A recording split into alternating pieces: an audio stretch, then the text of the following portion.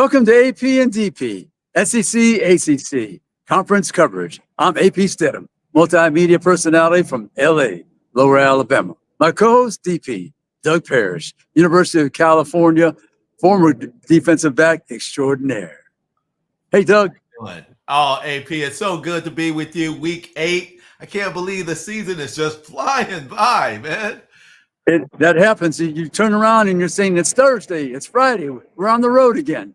I'm here live on the streets of Knoxville, Tennessee for the big matchup, the third Saturday in October. Traditionally, the University of Alabama Crimson Tide versus the University of Tennessee Volunteers. You could feel it in the air. It's fall. The leaves have changed. They're orange and red, Doug. Yes, sir. Yes, sir. That's awesome, man. So we got some big games, of course. I have 8 games this week, Doug. One team with a bye, Ole Miss. So I guess we need to get started. I think you have 7. The game's already been played. You'll discuss that during the program. We're going to look at Alabama and Tennessee, Doug. The series between these two teams, 59-39 and 7 in favor of Alabama. So that's a 20-plus margin at this point in the series. Alabama last week, they escaped with a 2-point victory over South Carolina. And literally, I use that word escape. It has resonance with the Alabama people. They escaped and just made it. Tennessee coming off a win, an overtime win over Florida, 23-17. That Tennessee offense, Doug, is sputtering for 3 games in the SEC. They're lucky that the defense is better this year, Doug, than in the past. Nico Iamaleava, the talented quarterback, yet we emphasize young because he's not been able to assimilate that offense with Josh Heupel. They have some talented receivers. Dylan Sampson, the running back, could put 100 on you in a heartbeat. But this may be the game that he breaks out because Alabama's secondary, Doug, once again, we use the word young. But, Doug, you played the secondary. Yes. You make one mistake, adios, amigo, touchdown, baby. So, right, so the unit has to work together. They have to be on the same page. They have to be that chorus line we always speak about. No one's out of step. So will Tennessee's offense get cranked up and hit all the throws, the open receivers, where Alabama being the proper coverage? We shall find out. Tennessee, definitely scoring offense 9th, rushing defense 5th, total defense 2, pass defense 14th, scoring defense 4, tackles for loss 7, which is important because we know Jalen Milroe, one of the best athletes on the field when you consider both teams, and the total defense number 2 as well. Alabama's pass defense is very low. I don't have the exact number, but it's low. Alabama could score, Doug, as we say, in the locker room. They score. They could score points. They could score. Right? Yes. Yep. Number 7 ranked Alabama, 11th ranked Tennessee. Alabama's a 2.5-point favorite. It's going to be tight, Doug. The kickers may have a say in this matter. Absolutely. That's going to be an interesting game. Yeah, big ball game. So, Doug, we're going to move on to the next game. Auburn, the Tigers, Missouri, the Tigers. This series, Doug, 3-1. Auburn leads. Okay. Mizzou is a 4.5-point favorite at home. They're the 19th ranked team. They're coming off a 45-3 win over UMass up at Amherst. Auburn had the bye. Auburn, that turnover margin, Doug, it's critical. They're 130th in the country, minus 1.83. There's only three or 4 teams behind them. Okay, that's atrocious. Total offense, Doug. Total offense, 33. Wow. So you're trying to think, okay, total offense, 33. Pretty good. Scoring offense, Doug. All of a sudden, boom, 60 because of those turnovers. You should be. You're trying to be above your total offense figures. Sure. Not 27 below, but that's what Auburn is right now. Scoring offense 60th. Mizzou total and scoring defense 12th in the country. They had that one blip. A&M put 41 on them, 41-10, the loss in College Station. Pass defense 7th and turnover margin 21. Pretty good, 0.83. That might counter Auburn if they keep giving the ball up. That could happen. But tight ball game. But I think the Mizzou Tigers win the ball game at home in Columbia. That's outstanding, AP. Week 8 is very competitive already. You know, teams are gearing up to clash amongst each other, and none other than the ACC conference is looking for a huge clash in Week 8.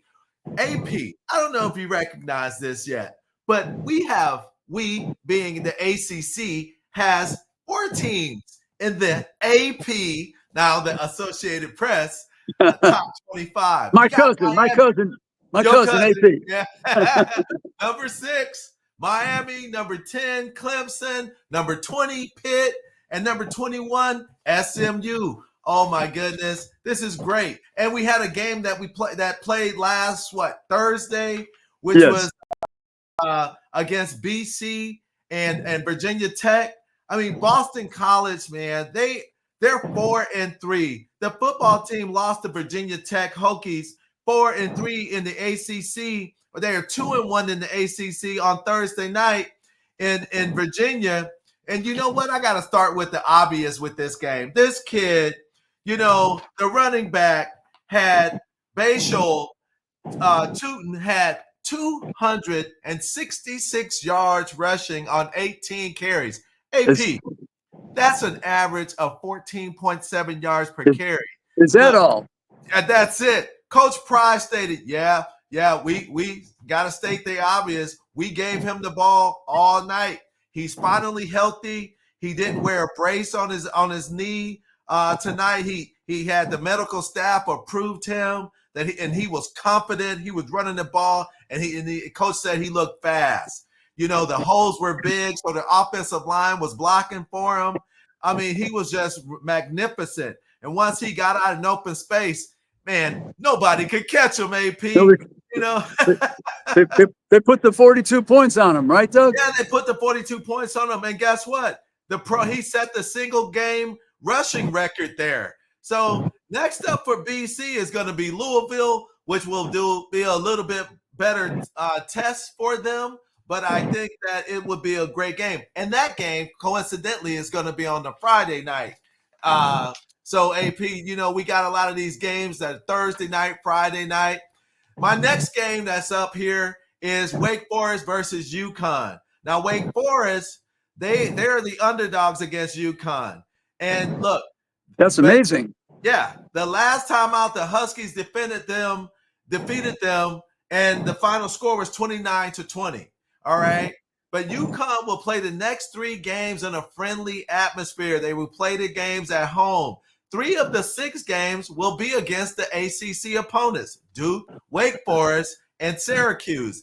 Now, this is outstanding here. The Huskies are averaging 46.8 points per game when they play at home. So at home.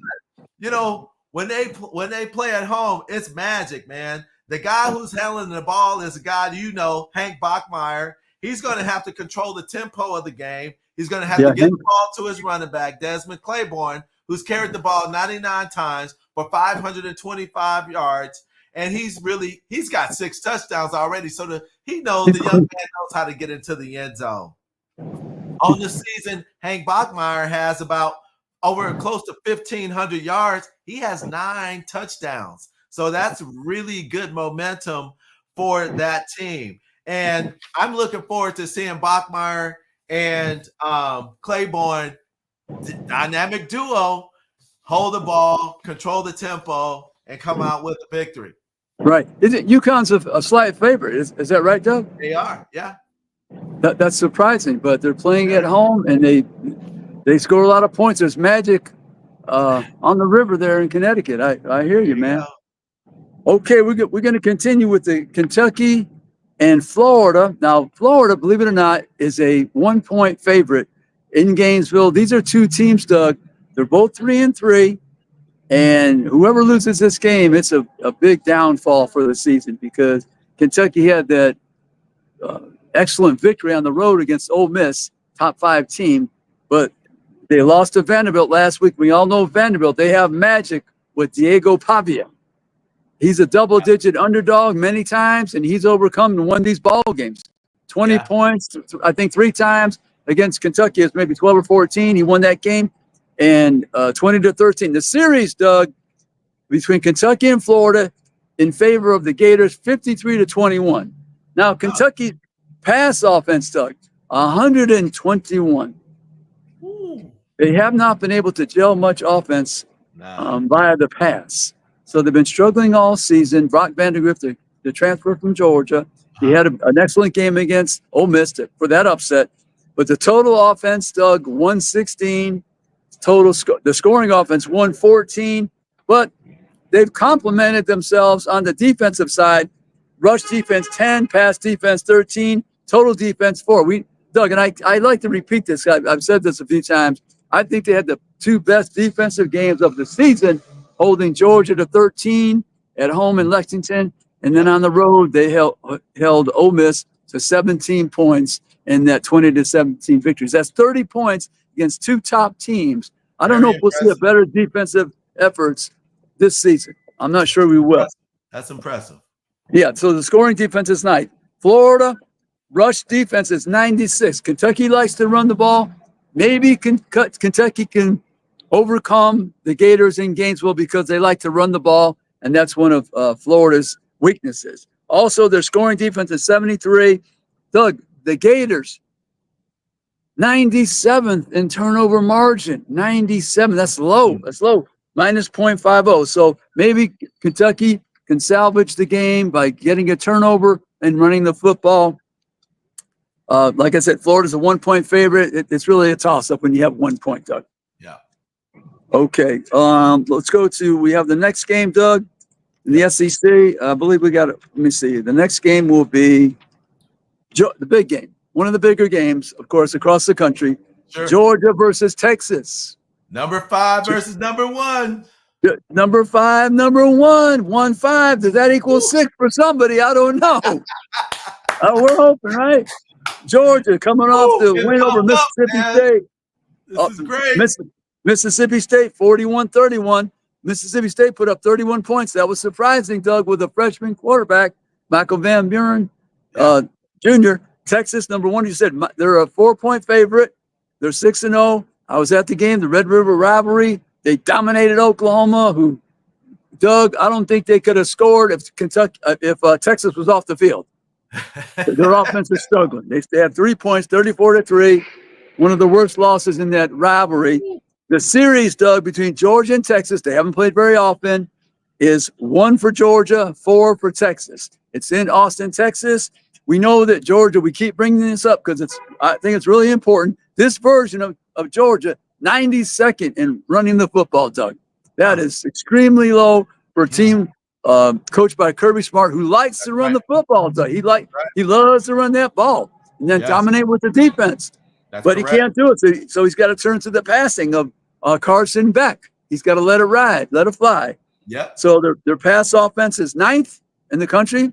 Consequently, total offense 28, scoring offense below that total offense 35, total defense 28, scoring defense 20, sacks, Doug. Georgia's never been a team that, for having such outstanding defenses, Doug, they're not usually high in the sack list. They're 78th this year. Turnover margin, they're 83, Doug. That's very low.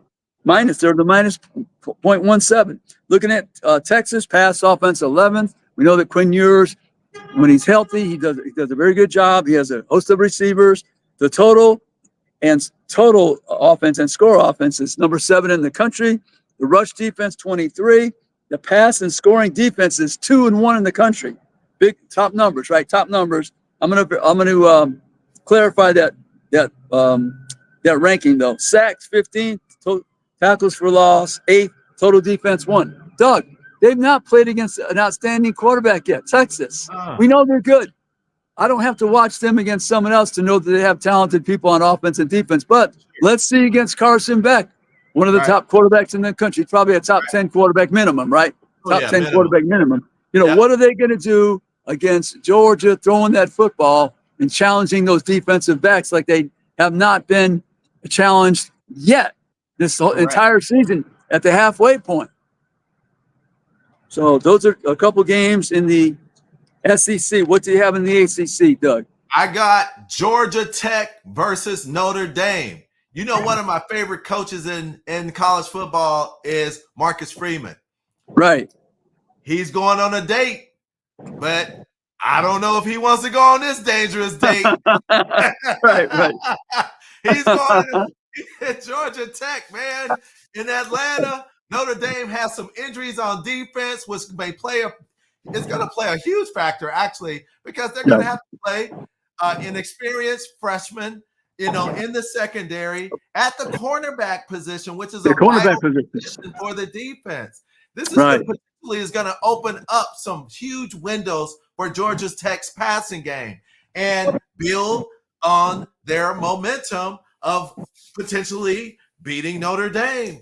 And you know what? It's kind of like they're at a neutral site, but it will appear that Georgia Tech has the home field advantage because, although they're not playing, you know what I'm saying? So it's kind of interesting to see how they're going to pan out. Now, even though it's halfway through the season, I still don't feel like Notre Dame is actually firing on all cylinders. The good news is that the Irish has played their best back-to-back games this season with their wins. They had a 31-24 win over Louisville and a 49-7 win over Stanford. Now, if Notre Dame keeps playing like this and then play against Georgia Tech, they'll earn their 5th straight win and feel a lot better about knowing what is going to come from them week by week going forward. I predict that the Irish will essentially take over the game in Atlanta and get that victory.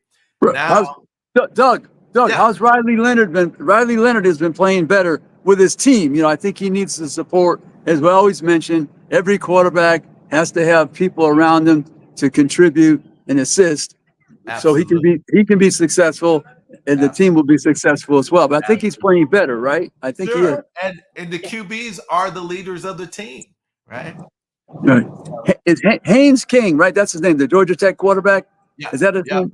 The transfer from Texas A&M. He's still healthy and playing pretty well for him. Still got it. Yep. Okay. All right. So we're just waiting to see if Marcus Freeman is going to have his team ready and pumped and ready to go, man. It's going to be an exciting game. My second game, AP, is Louisville versus number 6. Remember, I shared with you that we have 4 teams in the top 25. Quarterback Cam Ward, who demolished the Cal Berkeley Bears, I must say, my alma mater. You know what? They are 6-0, man, and they will try to stay on track. And college football playoffs are coming up, so everybody's jockeying for position for the playoffs. There's 12 spots. You don't have to win the ACC. You just have to be at the top of the ACC, and you will get a berth potentially. I think so. Yeah. And so Miami has escaped a few narrow, challenges as well, right? Virginia Tech and Cal, so they are just winning by the skin of their teeth. But Louisville, a 2-game losing streak. They lost against Virginia last week, and it's just like, okay, they got to get their mojo back, right? But these 2 teams, they played a thrilling game the last season.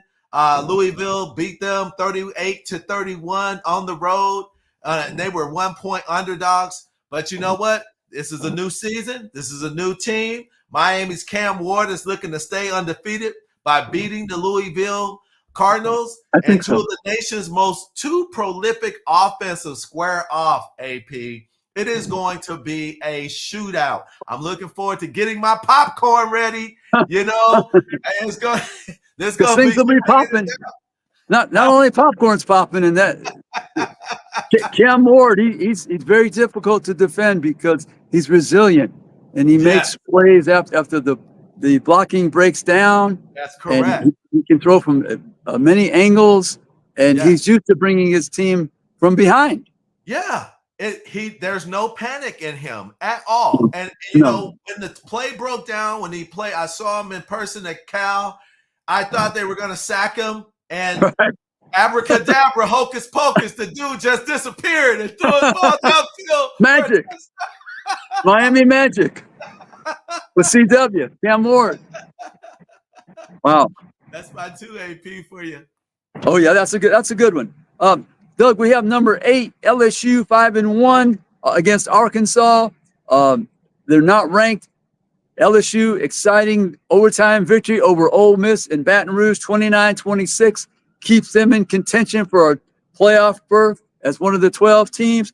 Arkansas, we know we love that trio: Taylor Green, Jaquindon Jackson, and Armstrong, the wide receiver. But we'll see how the health is for all those. But Doug, this series, believe it or not, they played quite a few times even before Arkansas was joined the SEC.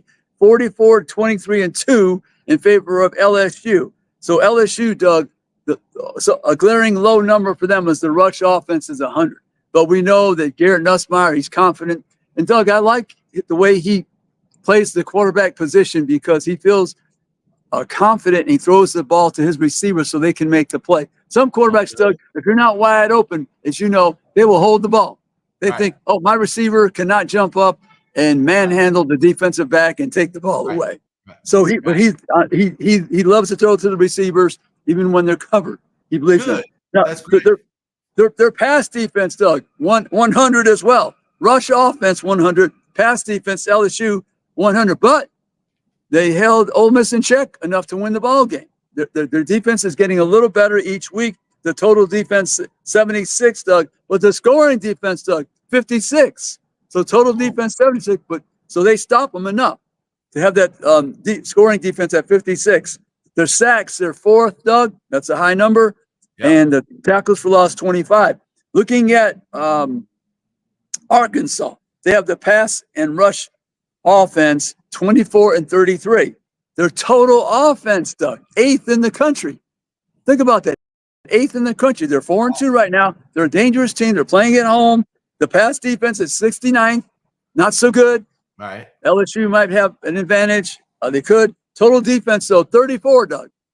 Pretty good defense overall. Scoring defense, 30th. Turnover margin is low, 88, minus 0.33. So LSU is a 3-point favorite on the road in Fayetteville against the Razorbacks of Arkansas. So we have the next game. We're going to move on. We have Texas A&M, which we know is a hot team, Doug. Ever since that loss to Notre Dame, where they stumbled, they had the quarterback shuffle a little bit with the freshman quarterback and Connor Wegman. Connor Wegman's kind of taking control. They're playing Mississippi State. Mississippi State is 1-5. They had that loss to Georgia, but they put up 31 points. Jeff Lebby, we know he's a good offensive coach. He's playing with the freshman quarterback. I think that was the second start. This series, Doug, believe it or not, A&M trails 9-8 against Mississippi State in this series. So they're a 15.5-point favorite in Starkville on the road. We know that Mississippi State, their rush offense is 96. Rush and pass defense is 119 and 114. You know, they're struggling defensively, obviously. We know that. Total defense, 124, Doug. So there's only a few teams behind them. Scoring defense, 117. The sacks, 125. Tackles for loss, 120 for Mississippi State. So we believe that Texas A&M going to continue the trend and win that game because they're looking, Doug, they're feeling very, very good about their team. Having a chance to maybe run the table until Texas at the end, which they host in College Station. So Texas A&M making a nice turnaround with Coach Elko at the helm. Okay. What do we have now? ACC. What do we have in the ACC, AP? We have my alma mater, Cal Berkeley. Now, it's homecoming in Berkeley. However, that doesn't mean that Cal is going to win. 2 weeks ago, they had game day there. They didn't win that game. 35-10. So this whole peripheral type of stuff doesn't impact them winning or losing. What I got to say about Cal, they're at home. They're trying to break this 3-game losing streak. Cal is at a fork in the road, as we talked about earlier, AP. I think so. Yeah, I think so. They can go up or they can just get deflated, put their head down. It's up to the coaches, though, AP, at this particular point in time, for head coach Justin Wilcox to rally the troops, to get his coaches, the defensive coordinator and the offensive coordinator, get them engaged, keep the spirit of that team up, keep the morale up, and make it, hey, let's focus on the things that we do well and build upon that. You know, there's a lot of people who are criticizing the coaching. You know, he went for a 2-point conversion after they scored first last game, which was unnecessary because it was the beginning of the game. So I kind of like the aggressive play calling, you know, because if he would have gotten that 2-point conversion, hey, everybody would be happy, right? And so Cal has to rely. They have to rely on their passing game right now, AP, because Jaden Ott has been injured and he's been hobbled a little bit this season. He was a Heisman Trophy candidate preseason. Everybody was all high on him. However, now Cal has to rely on their second and third running backs to come in and run the rock and keep the momentum going for the offense so that Fernando Mendoza, the starting quarterback who has been really successful this season, I think he just shows a matter of toughness that team needs, and they can rally around him. Like I mentioned before, your quarterback is your leader. You know, people look to him for guidance. People look for him to say, hey, there's no quitting him, and let's get out there and make it happen. So this week against North Carolina, Cal's defense is going to have to remain one of the bright spots for Cal. You know, they have a really talented linebacker, Kay Uliave. He has 55 tackles. And the defense, check this out, AP, of all teams, Cal Berkeley leads the country in interceptions, man. Hey, I had this kid on my show, Noah Williams, dynamic player. He has 6 interceptions right now, lead the entire country. And he is just a humble young man. He knows that, hey, if the team doesn't win, his success means virtually nothing. All right. Yeah. So, you know, that wraps up that Cal. Yeah, Cal's capable, Doug. And this is a winnable game against North Carolina State, who's taken some beatings this year, some severe losses. So they're definitely capable of winning this ball game.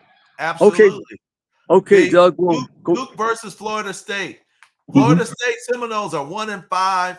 You know, they aim to turn their season around when they visit Duke. So check this out. Duke is 5-1 right now. Like, this is another ACC showdown.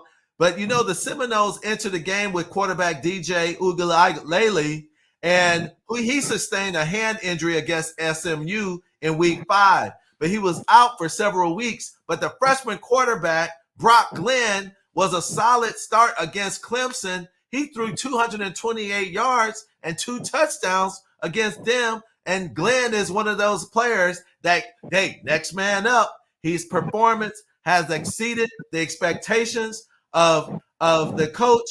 And so, you know, the Blue Devils have a 3-0 home record this season. So it's very tough for them to lose at home. They contribute the most of their success on Malik Murphy, who has been the standout since transferring from Texas. Now, AP, with the struggles of both offenses, I'm expecting not that many points in this one tonight. Yeah, Malik Murphy, Doug, he's very talented physically, 6'5", 240 or so, 250, and he's been a great addition to the Duke team. Manny Diaz, the new coach, he's a defensive coordinator at many schools, so he needed somebody on the offense to take charge. So he secured the right transfer for his program, and Malik Murphy, the former Texas quarterback from the state of California. Okay, Doug, we're moving on. A couple of games we have left here in the SEC. South Carolina, coming off that dramatic loss to Alabama. It was a heartbreaking loss. They had a chance at the end to attempt a field goal. They didn't get within range. The quarterback, Lenora Sellis, threw the interception in the end zone. It was a perfect pass, except it was to the wrong team. And so Alabama held on for that victory. This is the first meeting between South Carolina and Oklahoma. Oh, wow. First time they've ever played each other. I didn't realize that until I saw that statistic, or that fact. But Oklahoma 4-2, coming off the horrific loss to the Red River rival, Texas 34-3. They need some offense. They're struggling at the quarterback position. We know that Jackson Arnold started out the season. He was supposed to be the answer. That's why Dylan Gabriel hit the road to play for the Oregon Ducks. It has not proved successful. He was benched. They brought in Mike Hawkins Jr., the dual threat quarterback from right there in Dallas, Texas. So their pass offense, 123, total offense, 125 for Oklahoma, Doug. They're just really struggling. In their pass defense for Oklahoma, 77. South Carolina, they've had some success throwing the football with Lenora Sellers, so that could be a factor. They're number 10 in sacks. Oklahoma, tackles for loss, 15. Turnover margin, number 11. That's something that may help them in this game because South Carolina turns the ball over, Doug. They did last week against Alabama 3 or 4 times. A couple fumbles, interceptions. Total offense for South Carolina is 92. They're also 10th in sacks. I think they're tied against tackles for loss, 14. They're very close in those stats, both teams. Interceptions, 12. Pass offense, 105 for South Carolina. Oklahoma, Doug, believe it or not, they're only a 3-point favorite at home. Wow. Against South Carolina. If you said those two names before the season, I don't believe you would have said it was under 7 for the point spread. So, but anyway, so first meeting in Oklahoma, South Carolina's got a chance to pick them off. I'm telling you, Doug. Yeah. Because Oklahoma's down psychologically, I believe, because they're struggling so much on offense. And as you know, as a defensive player, if that continues through the season, it becomes a burden, and the defense, they're worn out. Sure. And it affects their performance. Absolutely. The last game of the week, Doug, Ball State versus Vandy. We know Vandy has the Diego Pavia magic at quarterback. As we mentioned 3 times, he was a 20-point underdog with his team. A couple of times in New Mexico State.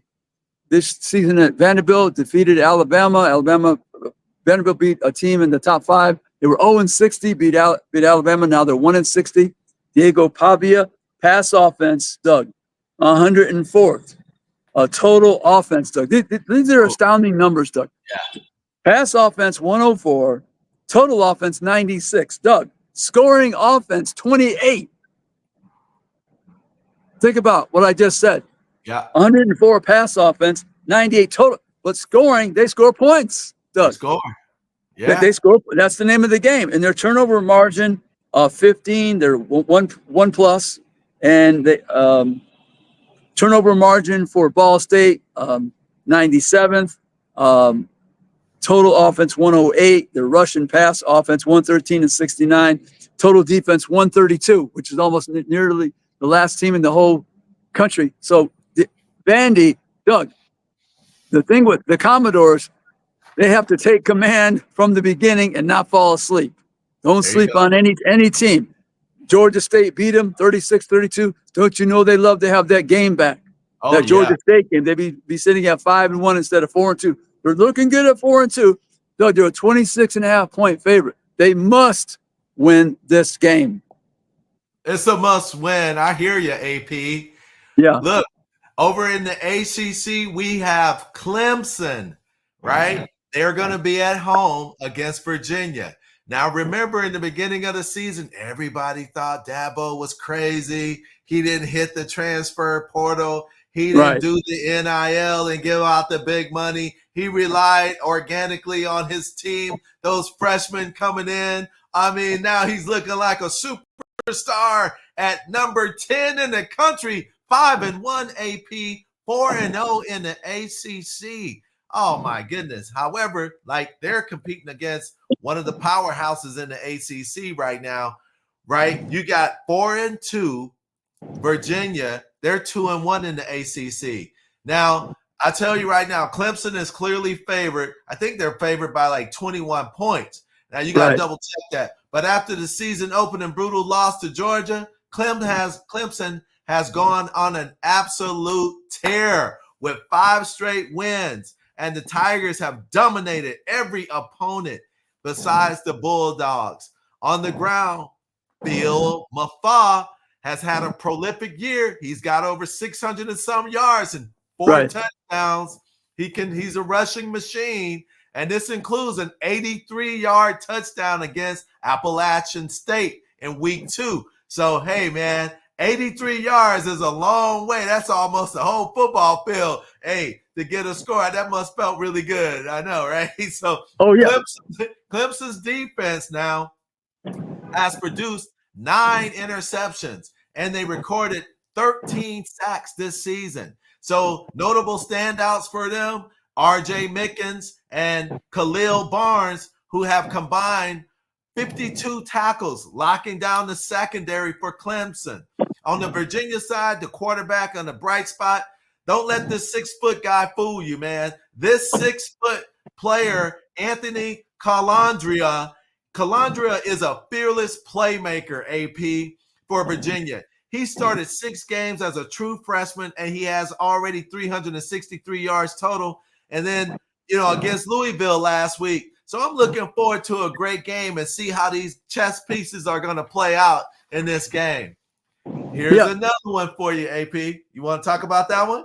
Well, I just wanted to say Cade Klubnik. I think that's the key. The quarterback for Clemson. He's made drastic improvement throughout the season. They started off so badly against Georgia with that devastating loss. But Cade Klubnik, he has been, I think, player of the week maybe a couple times. So I think that's been the key difference for him. But we know that you have to play defense, and Clemson does that every year normally. Sure, absolutely.